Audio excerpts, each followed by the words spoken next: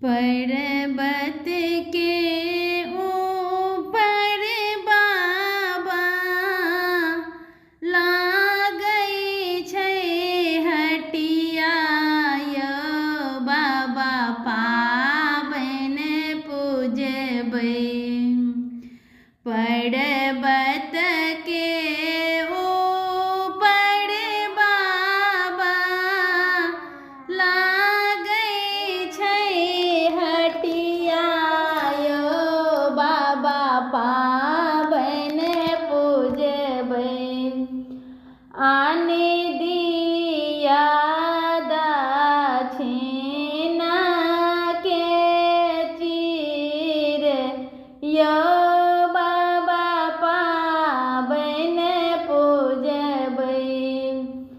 आन दिया दक्षिणा के चीर यौ बाबा पाबनि पूजबै। गरीबक कोखी बेटी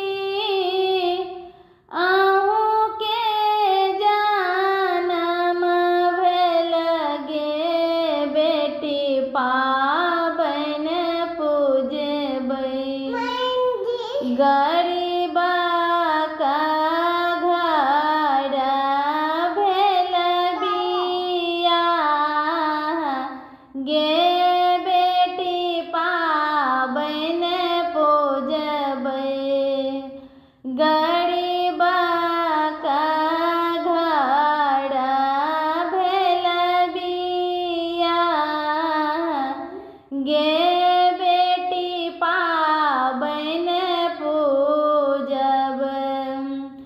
घोड़बा चढ़ल बथिन रामचंद्र दुल्हा हे धनी पाबनि पूजथिन। आन देलखिन दक्षिणा के चीर हे धनी पाबनि पूजू। पहिरे ओहि रे बेटी